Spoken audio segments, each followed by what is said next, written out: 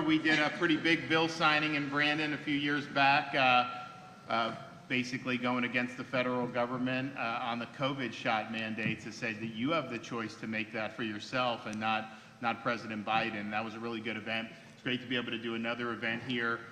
Today, we are joined with Pastor Tina Blount, Mike Cooper, Dream Center of Lakeland, Liz Phillips, Lead Hope Navigator for the Department of Juvenile Justice, Jasmine Johnson, Office of Continuing Care Peer Specialist, Department of Children and Families, and of course, my wife, our First Lady, Casey DeSantis. We're excited to talk about ways that Florida is working to lift people up, expand opportunities, and really help people make the most of their own lives. But there's a couple things I'd like to say just before we get into that. One, look, these rankings come out all the time, and so sometimes it is what it is, but there was just a ranking of the best 5 cities in America to start a business. Of the 5, 4 of them are in Florida, including Tampa. So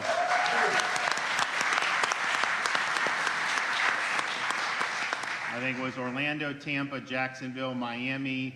I think Austin, Texas was 3rd, and then the others were 1, 2, 3, 4, 5. But that just adds to all the other things that we've known. We're ranked #1 in the economy of all 50 states the last 2 years by both CNBC and U.S. News and World Report. We're ranked #1 in higher education. Since I've been governor, we have not allowed any tuition increases for our state universities. And so as a Florida resident, you're going to university if that's the path you want to take, and it's about $6,300. A lot of these places are charging $50,000, $60,000, $70,000, $80,000 for tuition private, but even the public universities are charging much more than that traditionally for in-state tuition. So that's something that we're proud of. But we've also are one of the top states. We weren't when I became governor. Now we're becoming one of the top states for workforce education. Not everyone needs to go to a 4-year brick and ivy university. There's a lot of great pathways to success. We've expanded manufacturing jobs in Florida since I've been governor by over 100,000 jobs, increased manufacturing businesses by over 30%, and we've got a lot of really strong industries like commercial space where folks who get good skills, there's places that people can use that type of stuff. So, people can choose what they want to do. It used to be they'd say you have to go to college or you can't be successful. But we know that's not true, that there's other ways that you can pursue. So we're proud of having done that. You also look at our state's fiscal. They're debating Washington, what to do on budget, and it seems it's like a debate between spending more and spending even more, having more debt or having even more debt than that. There's really no debate about actually reducing spending or lowering debt at all, deficits or debt, and so that's frustrating. That's not what we've done in Florida. If you look just on debt, take Florida's 180-year history, if you take all the debt that they've accumulated, which wasn't that much compared to other states, but still, just since I've been governor, we've retired 41% of that. And we accelerated the retirement of some of the debt that saved taxpayers hundreds of millions of dollars in interest costs that they would have had to have paid over the years. We are the lowest per capita debt in the entire country of all 50 states. So as a Florida resident, if they just parceled out what your share would be if we just charged everyone to retire it fully, I think it'd be like $400.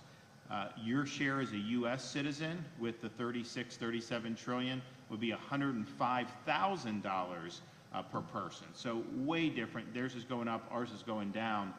You also look at tax burden, no income tax. We have at the state level one of, if not the lowest tax burdens of any state in the country. Now, I've said that the focus of tax relief needs to be on where Floridians are feeling the pinch, which is not anything the state's doing. It's the property taxes of local government. That's what we need to be focusing on, giving relief for. And it's there's a philosophical element about, do you own your own home if you have to just keep paying taxes indefinitely to the government just for the purpose of privilege of using your own property? we typically wouldn't think that would be private property if you're always having to pay more just to be able to use it. Normally, you buy something, maybe they tax you, and then it's yours. You don't just have to keep paying taxes on it. So that philosophical point, I think a lot of people are like, well, wait a minute, I've been in this home. They're saying the home's value has gone up, and the home values have gone up because people have wanted to come to Florida. And I don't recruit anybody to come because we've got a lot of people, and honestly, there's challenges when people come. So I'm not, there's some governors, oh, please come to our state, please come to our state. I don't do that. In fact, I don't think I've gone, certainly since COVID, I've not gone around the U.S., asking for businesses to move either. A lot of them call us and ask about how they saying they want to come to Florida. So, when you have population growth, when people are voting with their feet, that is a sign that we're doing things right. And there's benefits that come with that, but there's also challenges, infrastructure, you have challenges with education, all these different things. So I'm not one saying, oh, we need all these new folks, but the reality is you've had people come. Some people, you can leave California, and a typical home is probably, certainly when COVID started, was probably twice as expensive as the same house, similar house in Florida. They can sell it, and then they can buy, probably a much bigger house for even less money than their home in California were. So you saw that happening over many years, and so property values went up.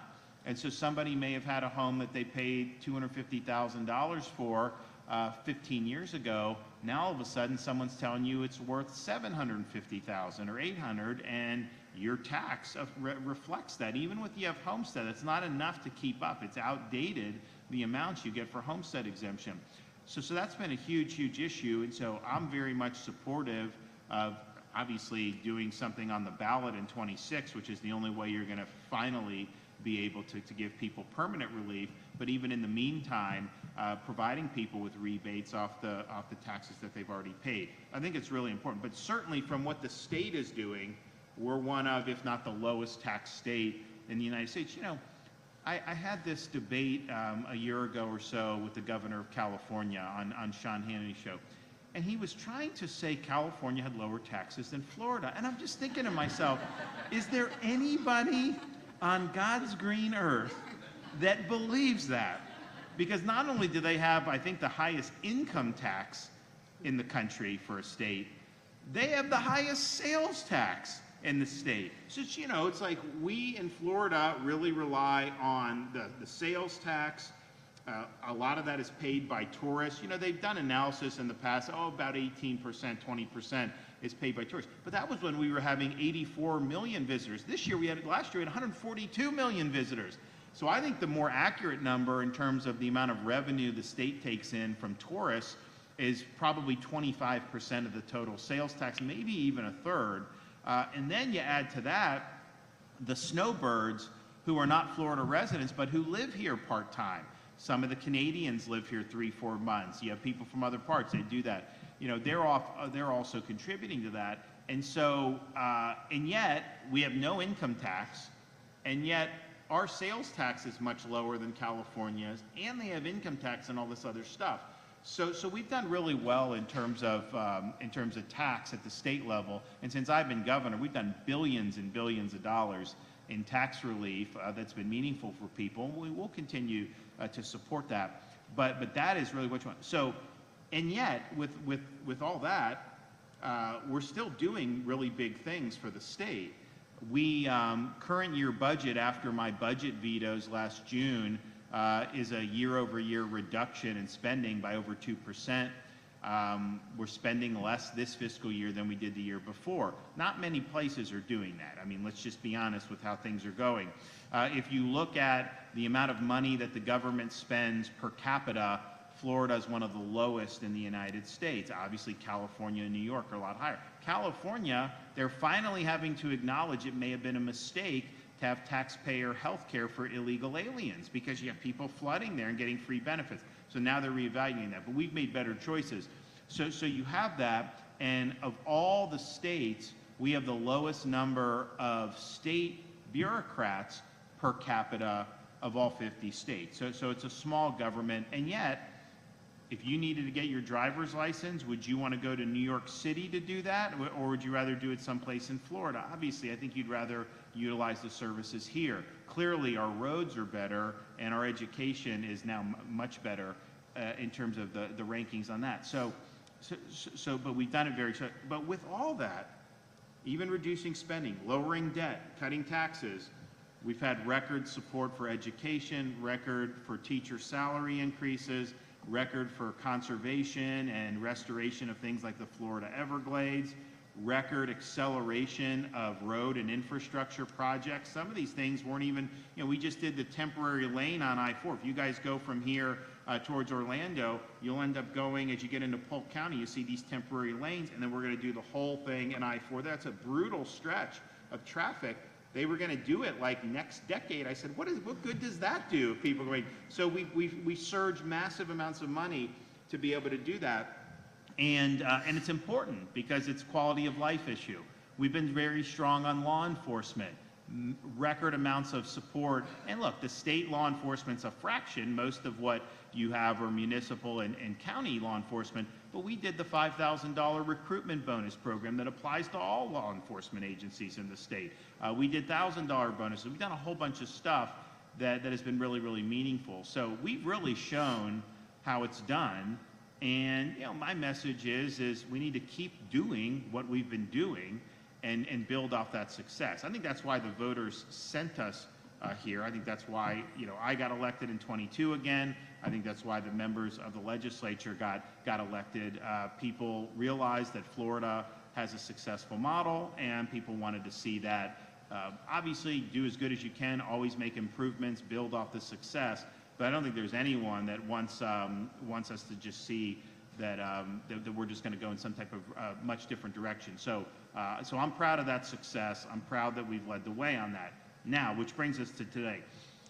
Not every jurisdiction in the country can say what we've said about our economy, our education, our fiscal posture, our low debt, our low taxes. And so you have, and they're having to debate this with the federal government right now in the budget. You've got massive percentages of people in some parts of this country that are on public assistance. And there's a role if somebody really needs a hand up for temporary assistance, but to have this be something that is more done in perpetuity, it's certainly not going to be good for the folks who are on that assistance, because their horizons really dim if they are dependent on federal programs. But then it also is just the taxpayer's never going to be able to make that work, and you see the costs ballooning in some of these programs into the future, which brings us to here when we have the ability that I think the model that really represents the solution to a lot of the problems that are ailing other states and certainly the federal government, and that's the model of Hope Florida. And what Hope Florida did was not seek an appropriation, not demand all this, but just simply say, okay, we have folks in state government. Their job has been, with respect to child welfare and other related matters, their job's been to process benefits, try to get people hooked up with as many government benefits as possible, and that was kind of the silo they worked in. So someone would come, try to get them on benefits, and kind of keep going as that would go on.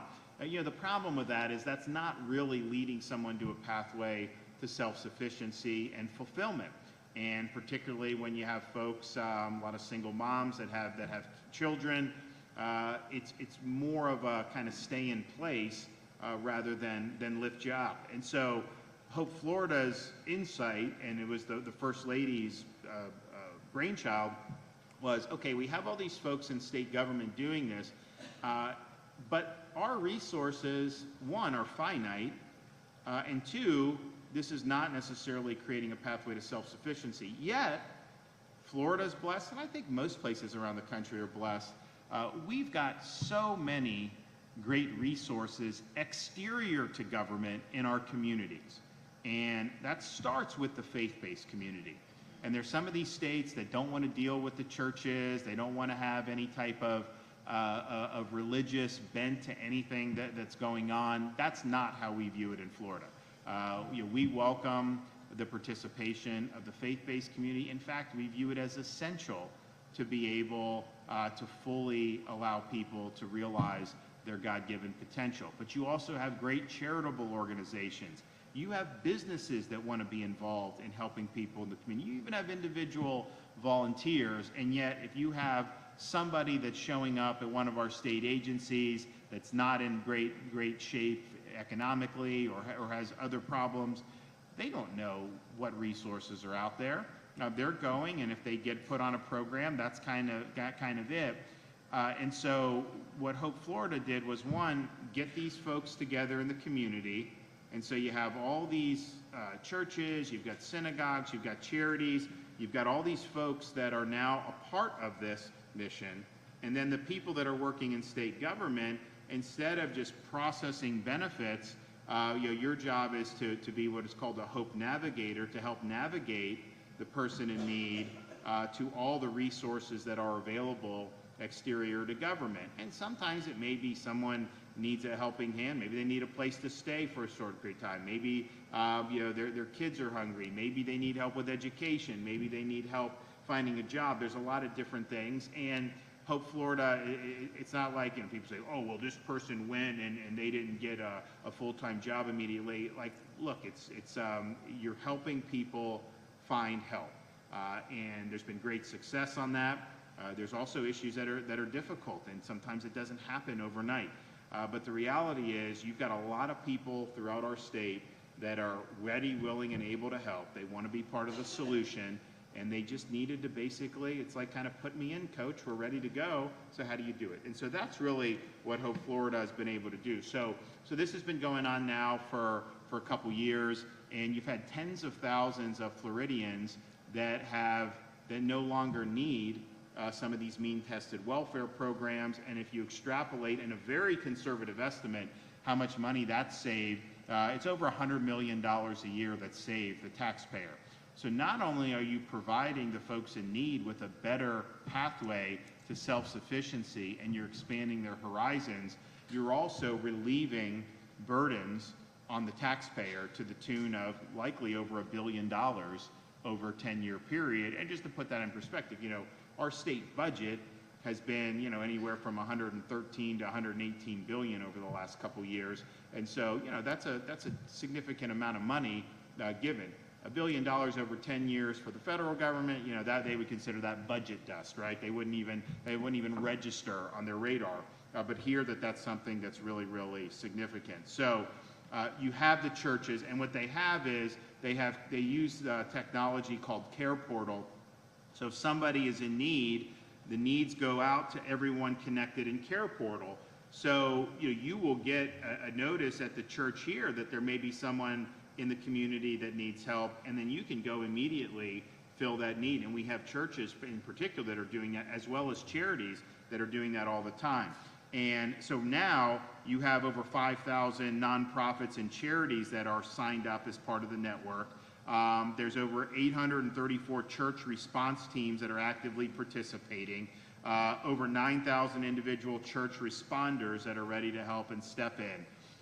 We have, or our Department of Children and Families, rather, has communicated with over 120,000 Floridians in need as a result of this initiative, and they've been able to do with resources that are exterior to government. 93% of all positions supporting Hope Florida were just simply repurposed with existing resources. This wasn't any type of big new spending program or any of that. It was repurposing. So I'm excited about being able to tell the story, being able to get more people throughout Florida involved, being able to help more people, but also pointing out that this is a model that could help problems throughout this country and even at the federal level, where you have some of these programs that are exploding.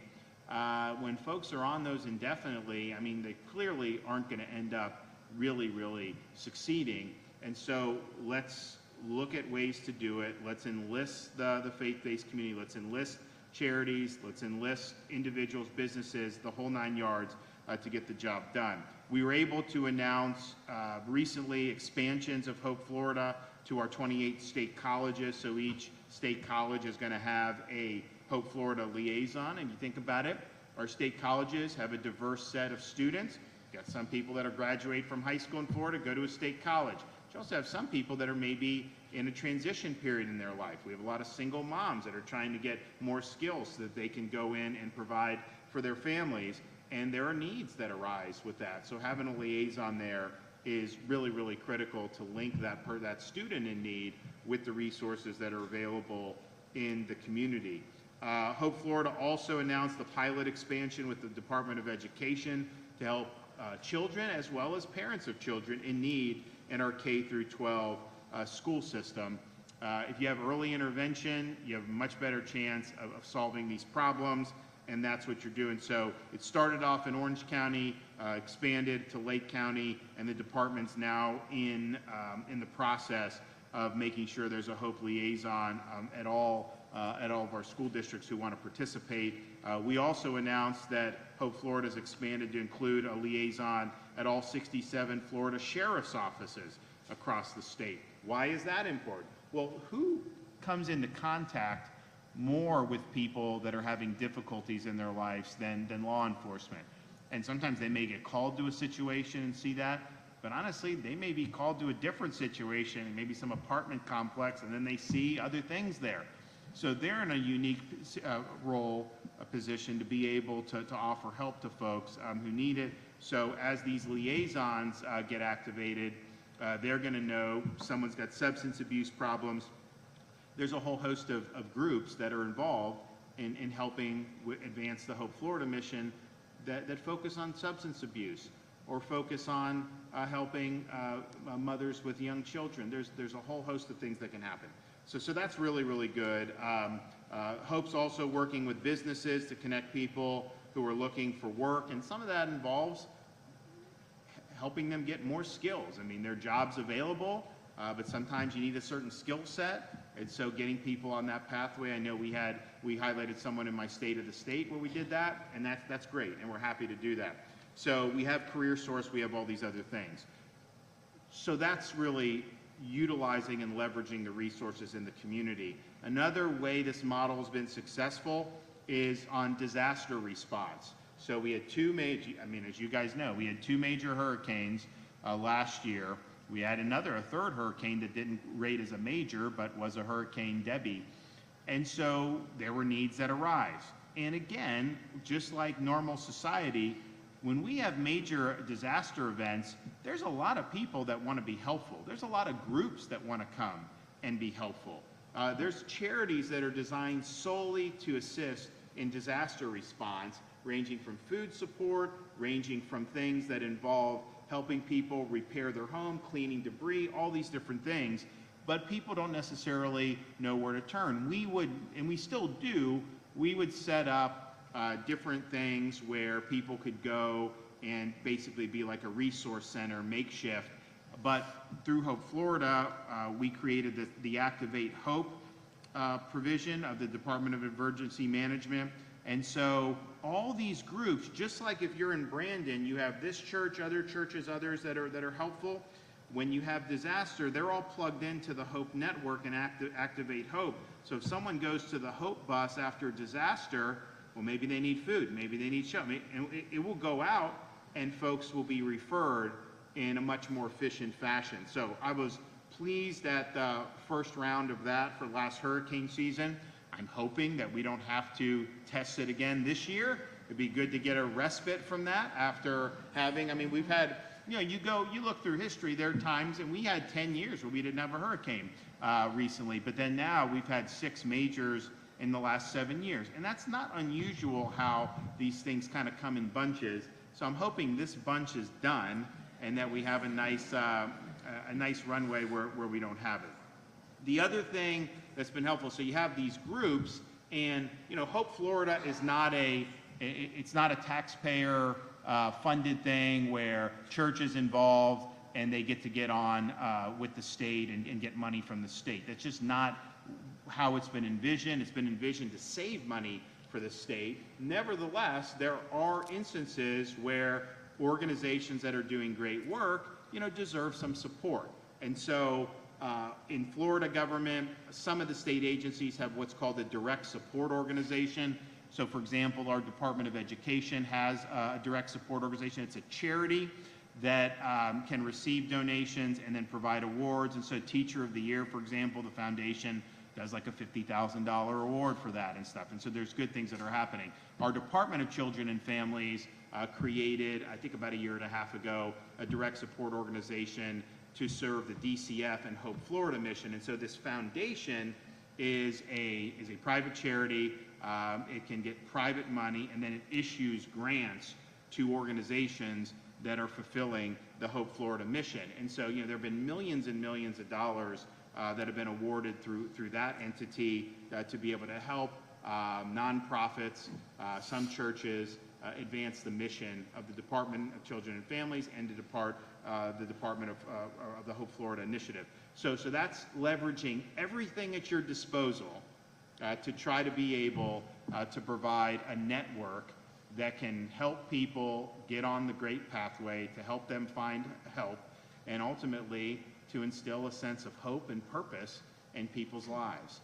It's had great success. There's a lot more to do, and I'm just thankful that everybody here, I know that we've had great help from the church here, as well as many people throughout the Tampa Bay area, but we've got to keep on working to help people. It's really important that you do it. If you're able to do this, where you're linking people with these resources exterior to government, the results are going to be so much better than if it's just that traditional government silo. So thanks for everyone that's been involved. I'm going to turn it over to the First Lady, and then we'll hear from some of our panelists. Great. Well, thank you, Governor Ron. Appreciate you and everything that you do to help support, a good initiative that's standing up for what's right.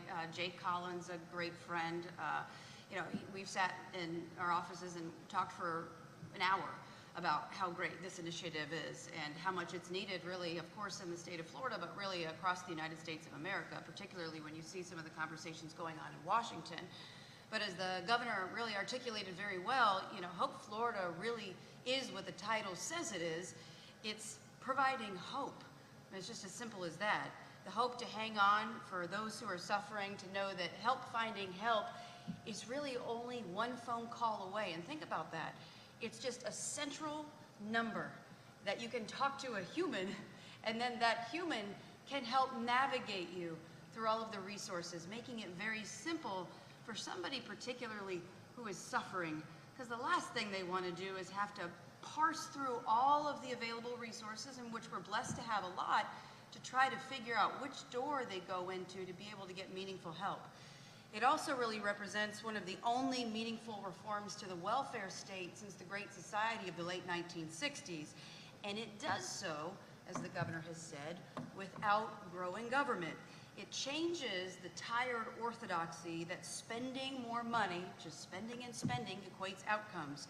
It provides our elected leaders with a guiding light to see how government, in this instance, is uniquely positioned in a limited way to legitimately help people on a pathway to economic self-sufficiency. And as Ian mentioned, the success, we've seen it already. And we're even seeing more results coming in, but we've been able to transition off more than 30,000 people from government assistance, either partially or entirely. And as he mentioned, already realized about $100 million to the taxpayer in savings. But when you extrapolate that over 10 years, you're saving $1 billion. And that doesn't even really get into the preventative side of that. That's just realized in real time. Why is all of this possible? Because hope is being realized through the power of the communities, by harnessing the horsepower of the church, by giving the private sector a seat at the table, while leveraging the goodwill of the nonprofits, especially the little guys. In Florida, we have really proven that solutions are not found in silos, but collaborations fueled by compassion, by faith, and a common vision that's really rooted in hope. The federal government is spending, and we looked, about $2 trillion annually on means-tested welfare. A state-based Hope Florida model would go a really long way to reduce our really voluminous, unsustainable debt and deficit, while at the same time legitimately helping people, which is the ultimate goal. So for me, it's just really disheartening and very sad, but not surprising, to see these slanderous false accusations hurled at Hope, Florida, in an attempt really to undermine all of the meaningful progress that we've made on behalf of so many families across the state of Florida, and to undermine the tireless hard work of so many people who have answered the call to help. And when you talk to, I should say, Floridians all across the state, they don't care about someone's personal agenda. They don't care about somebody's political calculations, but they do care about trying to find a way to put food on the table, to keep the lights on, to keep their kids in school, to help them get an education, to live up to their God-given potential, to figure out how to get skills, to find a meaningful job, one they can be proud of, so that they can prove to themselves and their children that the American dream is alive and well, and that hope will never die. So we are not going to waver on our commitment at all. We are not going to be dissuaded by the critics who have been captivated by willful ignorance, and we will not allow any petty politics to drown out the voices of families who have told us over and over for the first time they actually feel a sense of hope. Hope Florida is not a program. Hope Florida is a movement. It's about empowering the struggling to reclaim their purpose, to restore their dignity, and to realize their full potential. We will always stand on the side of those who are fighting, looking desperately for a better way. We will continue to defend the right of every individual to pursue a better life, to rise above their current circumstance, not because it's politically advantageous, but because it is the morally right thing to do. So in Florida, we're going to choose hope, and we will keep choosing it again and again and again until every life that needs lifting gets the chance to rise. So I'm honored and privileged to be leading this fight, and like I always say, we'll be fighting it every day of the week and twice on Sunday. Great, thank you.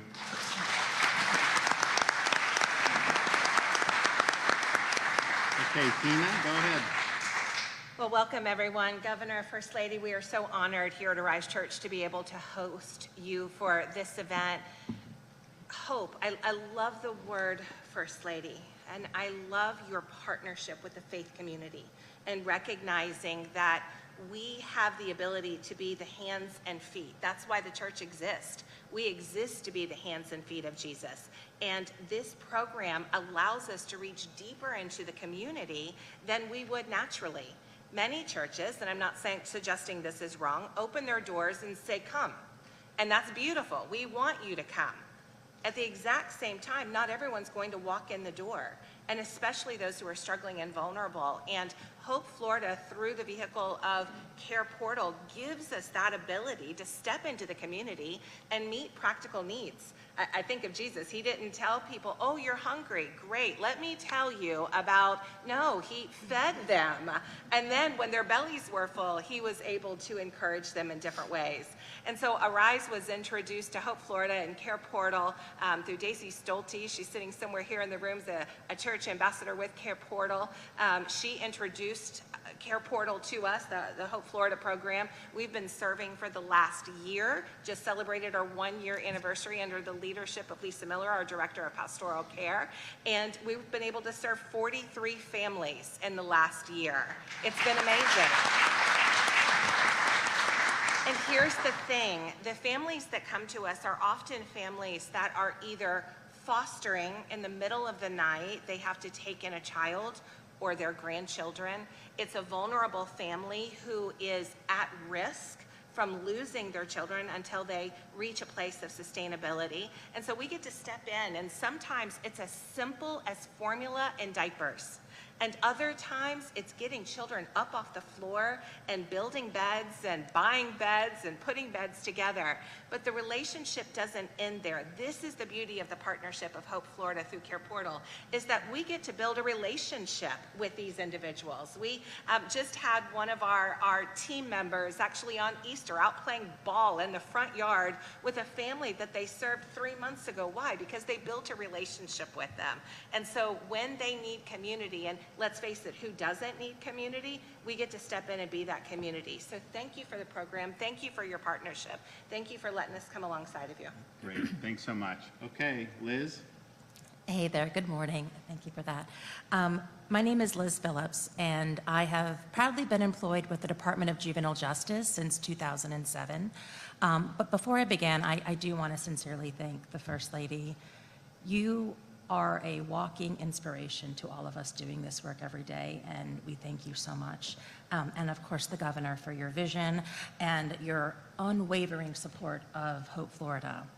You know, when you've served in state government for a bit, you see programs go, you see systems shift, and the truth is that people needing help is nothing new, right? Like, that's not a new thing. Families have always struggled. Parents always have and always will worry about their children, right? Like, these are just the norms that are constant. What is different now, and what makes Hope Florida so pivotal, is that it's how we show up, right? It's how we are showing up to these situations that are not new to us. This is one of those moments that we talk about in government where policy meets purpose and something really strong takes root. Being a part of Hope Florida, for me, isn't an assignment, it isn't a job. It is truly an honor for me to be a part of what I do every single day. It is life-changing work, and I am so very proud to stand alongside the other Hope navigators like Jasmine around the state. They show up every single day with heart and grit, and they're ready to serve our families. And the First Lady touched on this, but Hope Florida has truly set in motion a shift from silo service delivery to genuine collaboration amongst agencies. And I don't know, when I say that, it's mind-blowing, because as a state employee who's been here for so many years, this is something that we don't see, and we're actually seeing it every single day. When a family comes in and they've exceeded my expertise, you know, I don't know how further to help them when they're coming in with some disabilities, or if they're a veteran. I don't know that lingo and that language well. So historically, I would worry, you know, where am I sending them off to? I don't know where they're going. But now I can pick up the phone, I can call a Hope navigator at that agency who does have they are the subject matter experts, and I don't hand them off. It is truly a team approach. We work together, and that family the entire time knows they're supported, they are surrounded with cheerleaders, and we still understand their needs. So that entire time they know what they've got surrounding them, and that never, ever, ever wavers. At DJJ, you know, mentoring has been a long-standing thing. It's something that anybody who says mentoring is wrong, nobody would ever say that, because mentoring holds so many positive things for youth and families alike. But what's really exciting about Hope Florida is that we've taken the youth mentoring kind of to another level, in the sense that it's not just about that child, right? We recognize that there is a family sitting there that needs that wraparound support, that needs that, they need a mentor too. And so we're tapping into those resources to say, hey, who can we find to provide that encouragement, that guidance? It's about wrapping around that whole family and offering relationships that provide that stability, that accountability, and hope. We say that word so much, but it's so true. You know, I can't imagine in my life being so desolate or without that I don't have at least a glimmer of hope. But we're finding people who are hopeless, and we are going to fix this. Hope Florida is helping to build these bridges, linking youth and families to role models who can just not tell them what they're doing wrong, right? But to show them, hey, you're not alone, and let's walk together as we get there.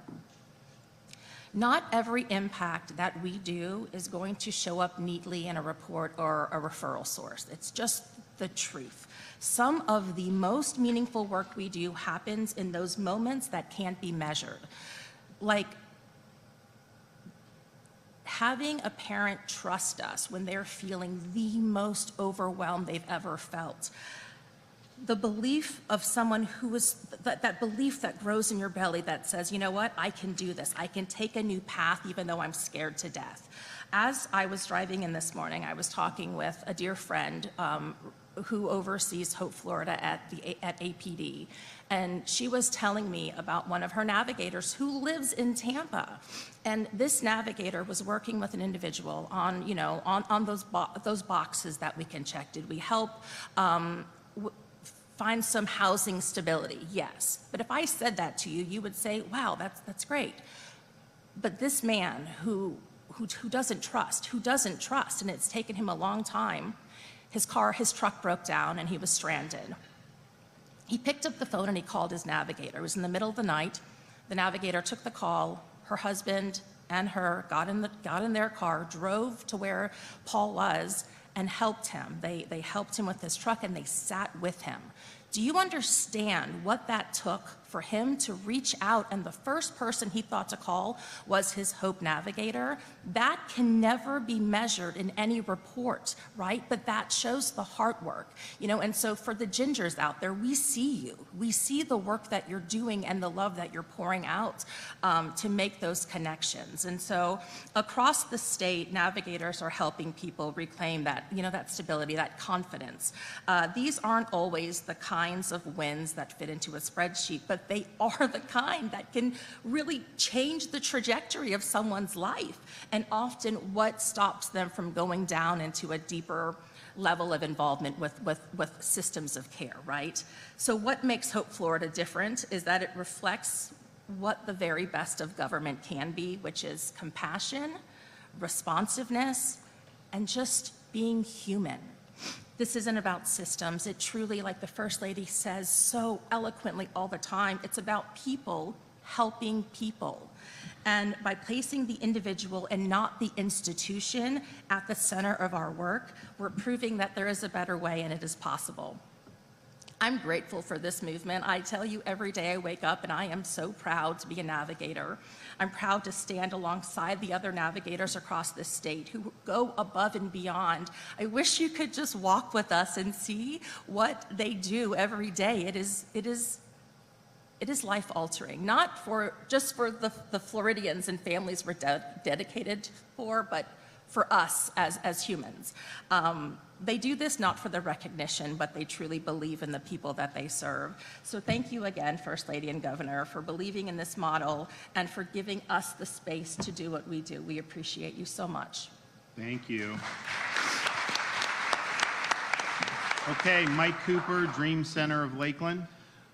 Governor, it's so good to be here today. I want to first of all thank you from my wife. We go to Disney pretty regular, and you turn an hour and 5-minute trip into about a 38, 39-minute trip. So I don't know if Disney. I don't know if Disney's thanked you, but they should. You know.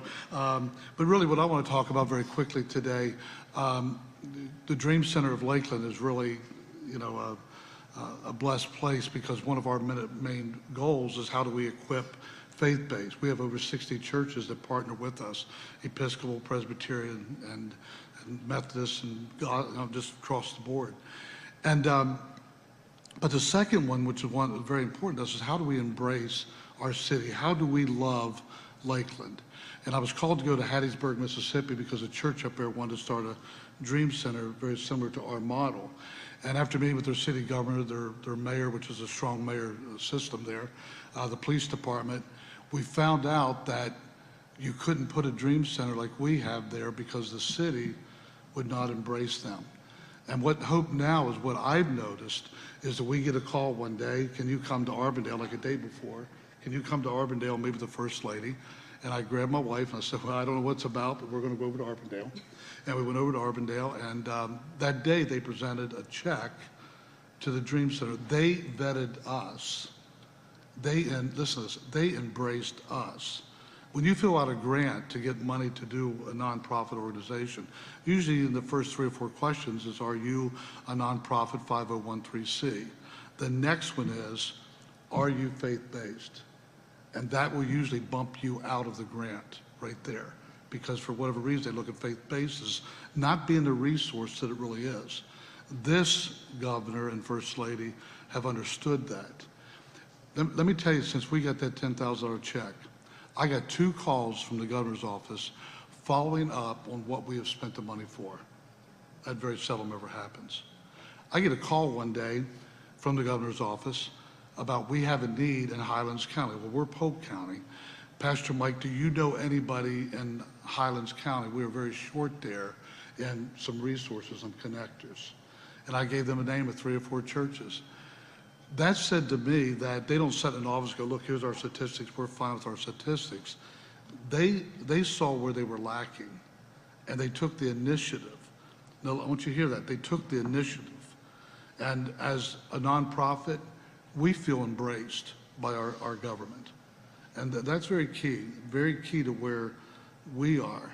I was saying about this the other day because we got a call, it's been a month or so ago, from the governor's office about what the money's going for. And I said, so how's it reaching children? We do a lot of things for kids. We're in 5 schools every week, you know, with kids. We bus, you know, in just 2 weeks, we will bus 350 kids to a Western town where they come for a full day camp, a Western theme. And, you know, these are all at-risk kids. And as I'm talking to this individual from the office, I said, oh, and we have a 18 to 35-year-old basketball league. Now, everybody that goes, well, how does that affect children? Do you realize in that 18 to 35-year-old basketball league, a lot of those men will have 2, 3 children that they absolutely have no contact with? Do you know what you do for a man when he goes and he mentions in passing that he has a daughter that has a birthday this week and he has no contact with that daughter, and you go upstairs and you go through all your toys and you give him a toy and he gives it to him and you tell him to take it to his daughter? That connection. Now, granted, I will tell you this. Thank you, Governor, First Lady, for embracing us and for embracing all over the state, because it makes a difference. There's hands out there that most governments do not engage, and you guys have done a great job. You know, I'm sure you dropped the ball in places. We've dropped the ball in places, but when you see that, you're willing to deal with that. So I want to personally thank you, but really for I-4 too. So yeah. Appreciate that.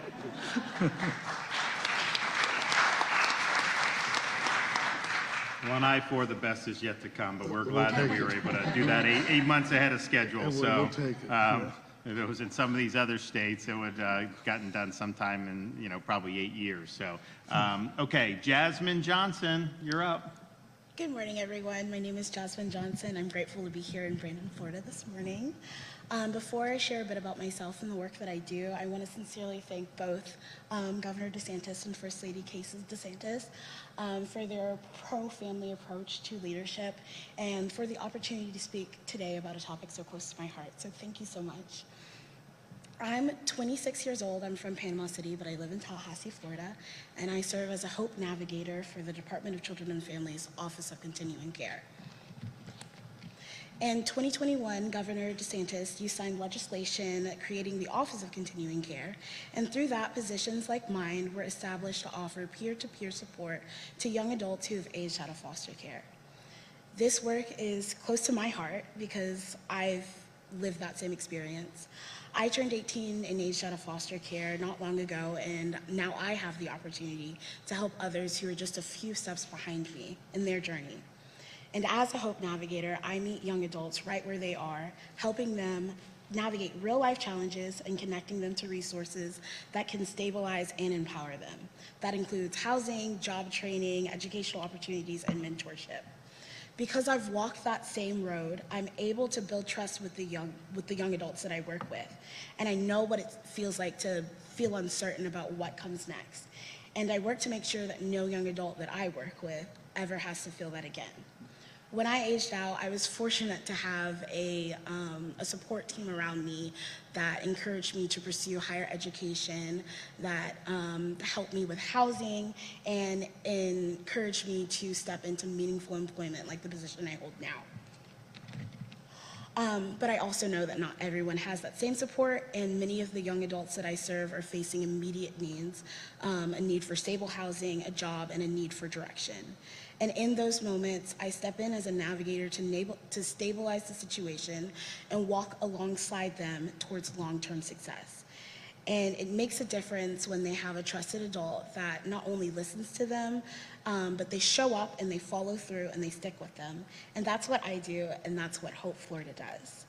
And to give you a little example about some of the cases that I have, there was a young adult that I had as a case who reached out because even before they had aged out, he was homeless. He was living in a car, was working a job, and not really having that support he needed to find the resources that he needed and that he was eligible for to be more stable. And so I was able to get him connected to his CBC, where he was eligible for all of the services, and he got housing.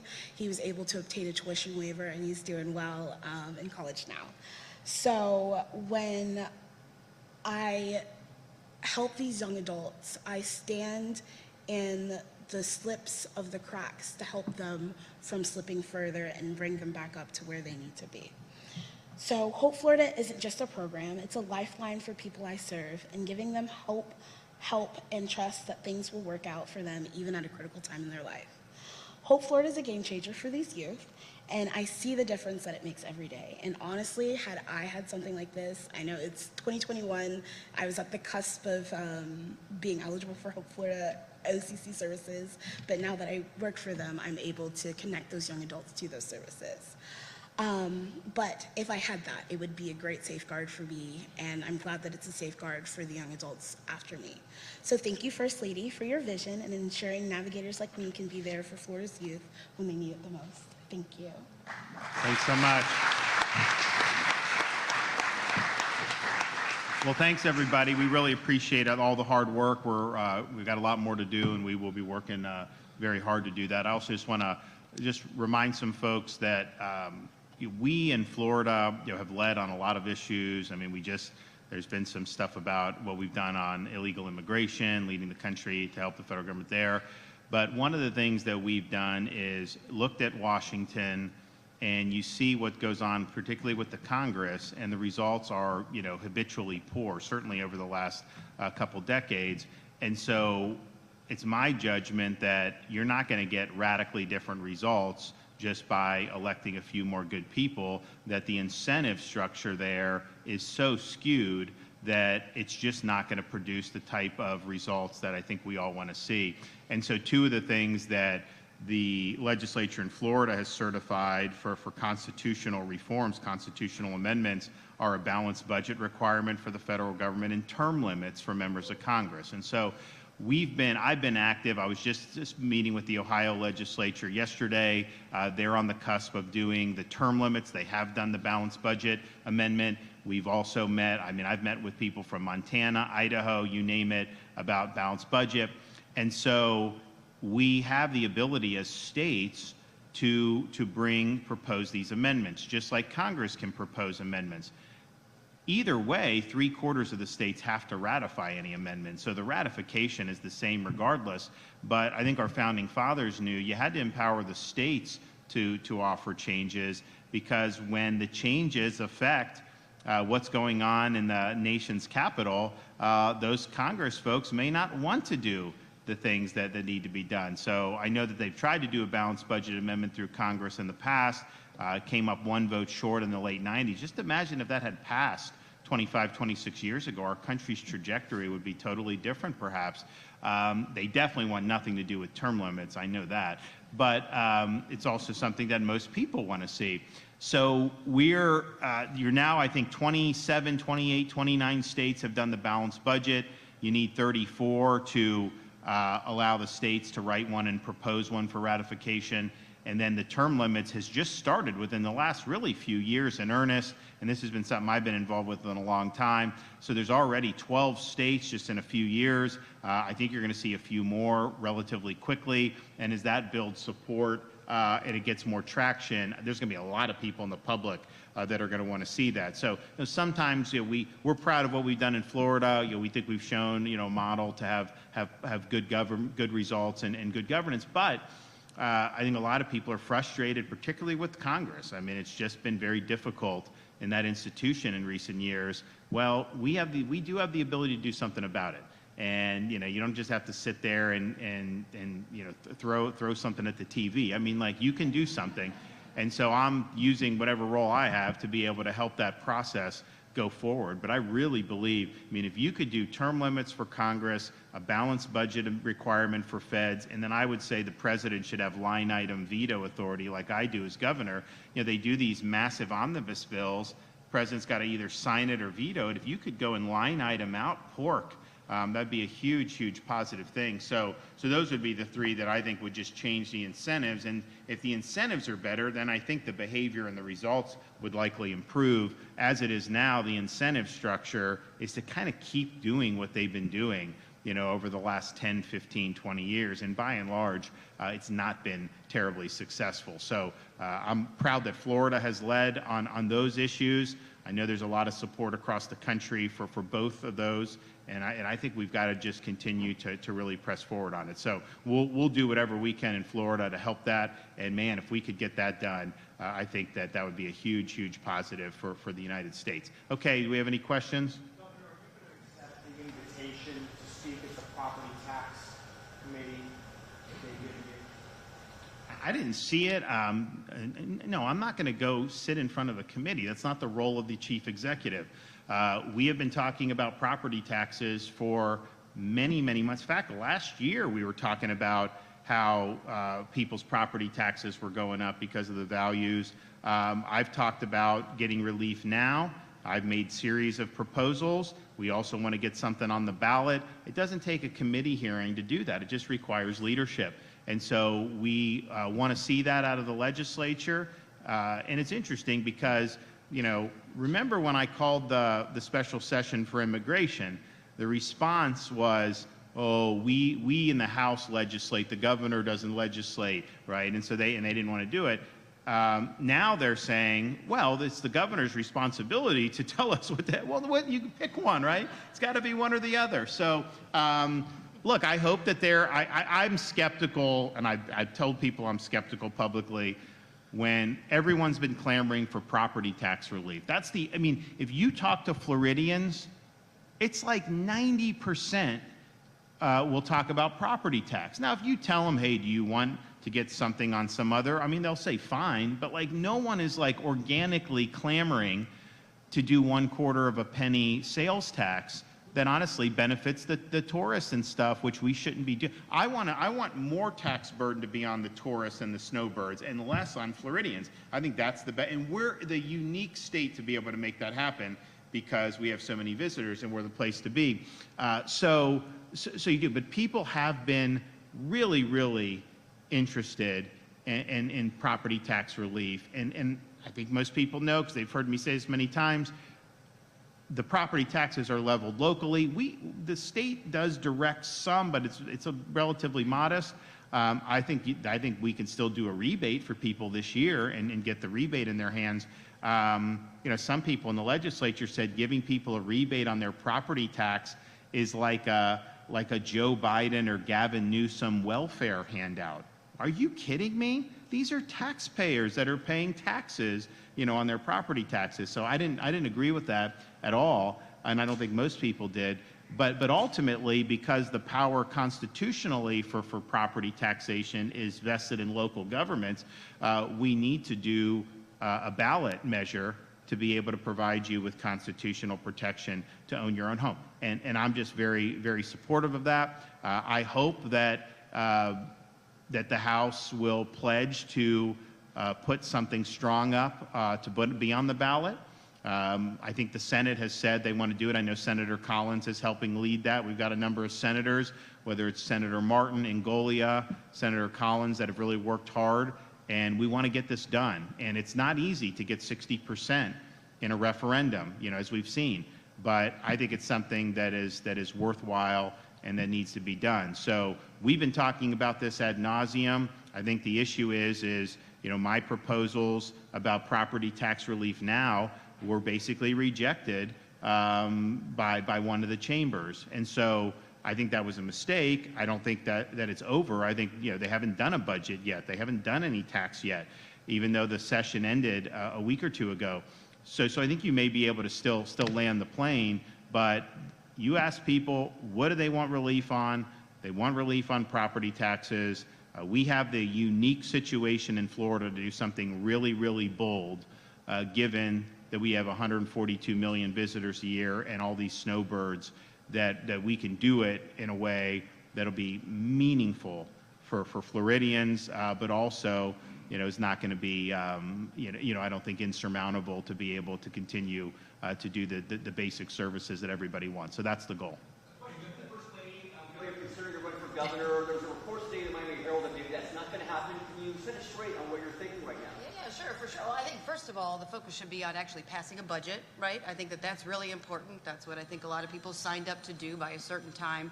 I would say I understand why, when I travel around the state and I meet with a lot of people, why they're very concerned when this guy, the GOAT, is no longer in office.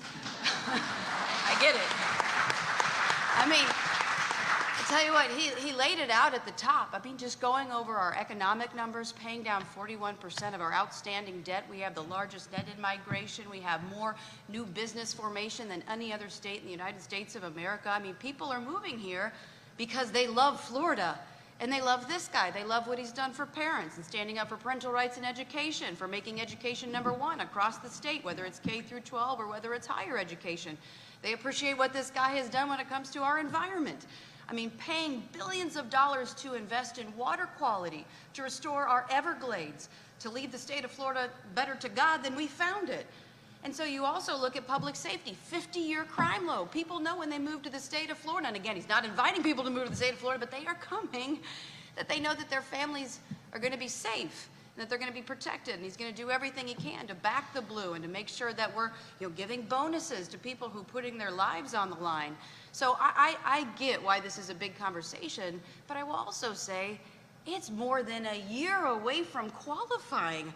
I mean, I think we need to be thinking about what the people put people into office to do, to try to make sure that they're delivering on the promises that they told the people they were going to do when they first got elected. So I think there's a lot of time to think about it, but I definitely understand why people want to see the GOAT, someone who stands up like the GOAT. And I didn't even mention this, too. So you think about all of the accomplishments that the governor has done, right? And it's unparalleled across the United States of America. I mean, he's the best for a reason. But I'll tell you one thing that I've had the privilege to watch from behind the scenes is that guy has a backbone of steel.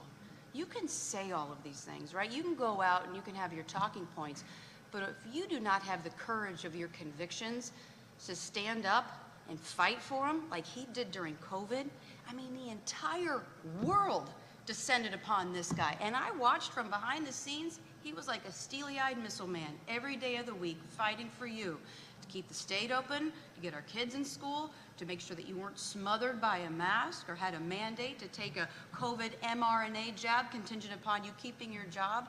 But I saw him every day of the week fight like hell for this state. And I think whoever he ultimately decides that should be following after him should be somebody that I think, and obviously up to the people of the state of Florida, but I think it should be somebody in the mold of a DeSantis who's willing to get out there and fight. And also,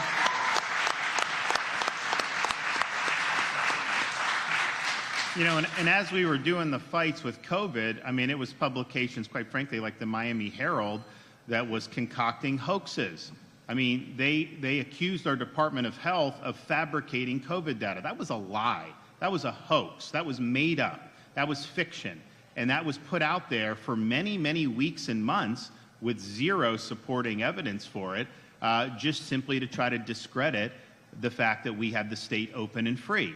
And so I would be very skeptical of discredited outlets in terms of what they're doing, because you remember that hoax. You remember the book ban hoax. Oh, Florida's banning book. What book has been banned? Well, no, but this. Okay, so you're removing a pornographic book from 3rd grade? That's not banning the book. That's just common sense. So that was a hoax. Don't Say Gay was a hoax.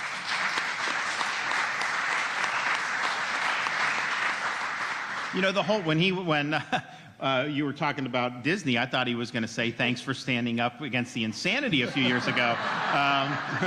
But I mean, it was a hoax, right? It was a total fabrication.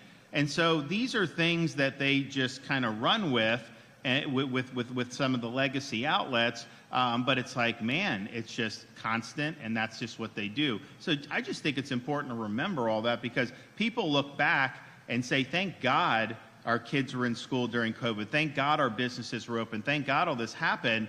But you know, the people that were fighting tooth and nail against that were all these organs of the left, some of these legacy media publications, obviously the teacher unions suing me to try to force the closure of schools.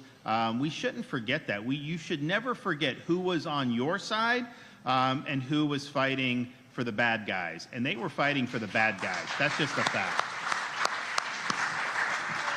To get back to Hope, Florida, and that there's been a lot of talk about that $10 million. Would you say that it was a poor use of funds, and maybe it should have gone to the community and those in need? The ACA settlement that they did was appropriate, legally sound, and advanced the core policies of the state of Florida. They did a good job negotiating it. They did a good job across the board. And the reality is, no one would say anything about this if it wasn't for some people have an agenda. Some people want to try to obliquely hit the First Lady. Even though she wasn't involved in the ACA thing, they want to try to do that. They want to try to cast aspersions. They want to discredit a successful program. Maybe it conflicts with their vision. Maybe it's something that they view as inconvenient because it's a success. So, you know, that was political. I think that the agency handled it well, and clearly, you know, what they did was appropriate and legally sound, and that's been demonstrated, I think, very clearly. But do you think that the money should have gone to those in need? It did, though. It did. I mean, anything that has gone goes to fulfill the Hope Florida mission. That's just the reality. Now, that's done separately from the state. It's done through a board of directors. There's applications, but all the things that have been done, and I think the foundation has a 99% grant rate. 1% is overhead. You know, when you talk about these things, it's usually people are somehow making money. Like, no one's made a penny off this thing. There's no one that's been employed or given anything. It's all been done to grants to fulfill the mission. And so that's appropriate, and there's more to do in that regard, because some of these groups, this isn't necessarily sexy stuff to do, right? I mean, there's other things that some people would maybe prefer, but this is something that's all very important. And so I think that those missions were furthered in important ways, and that's just the reality. And I understand there's people that have political agendas. I understand there's people that have access to grind, but we got to be clear. You know, you had some of these publications saying that ACA took money out of a Medicaid fund and did it. No, it was a private settlement. It was a settlement dollar, private settlement. So all this stuff that gets put out there, so much of it is intentionally fraudulent and contrived, and I think this is a good example of that. This has been a great initiative. It's changed people's lives for the better, and the state needs to continue on this pathway. This is the way that you break down barriers and you lift people up. Governor, is that a response to State Rep Karen Gonzalez-Pittman, who had some concerns when it comes to the foundation and the way it manages its money? Karen Gonzalez-Pittman took propaganda that was done by far-left Democrats. She rebranded it and was passing it out. That is a fraud. That is a hoax. And when she's doing this stuff, she is basically adopting left-wing conspiracy theories. Just to try to damage Hope Florida, to try to hit me obliquely, to try to hit our Attorney General, to try to hit the First Lady. You know, I think Karen Gonzalez-Pittman has done a poor job as the representative from South Tampa. You know, Jackie Toledo got a lot done when she was in there, and I know there are many other people who were interested in running for that and who did run for it and came very close, and I know there's others that are going to be looking to do it before, but I think what she was doing was highly irresponsible, and I think it's unfortunate, but you know, ultimately people reveal their true colors, right? I mean, when you have this and you look at it and you see that's not what you campaigned on, but if you're going to do that. So I know there's a lot of people that have been very disappointed in her for her conduct, and they should be. Governor, do you think the president should accept the plane from Qatar? So I think that the president's first-term policy towards the Middle East was the most successful that we've seen. I think it was very clear-eyed about the threats from the Middle East, whether it was Iran, and in fact, I think he acknowledged and was very clear about past behavior for Qatar. And I think Qatar, they play a double game. They are involved in funding some very, very dangerous causes. I know they've been involved in terrorism. They spend a lot of money in the United States. I mean, billions and billions of dollars flowing through our universities. And I don't think, now we've cracked down on that in Florida. We did our foreign influence where that's much more difficult to do, if not impossible, in Florida now. But I think the foreign influence on universities is a really big problem. And so I just hope that that is the policy that emerges. I think this trip will tell. I haven't been able to follow everything that's going on, but we know Iran is the biggest problem in the region. We know Israel is our strongest ally in the region. We know the Abraham Accords helped shift more and more countries towards the U.S. and Israel's position and against Iran. And I think that that's what you need to build off of. I would not advise doing any type of quote, deal with Iran that allows them to get a nuclear weapon. I think Barack Obama tried that, it failed. I think that Joe Biden tried it, it failed. So be very clear-eyed. He did a great job in the first term, and I think that if he can just simply replicate that going forward, I think that would be a big success for the country. But I do think Qatar's influence, they have spent a lot of money in this country, and I think that that's something that people should take notice of. Okay, guys, thanks so much.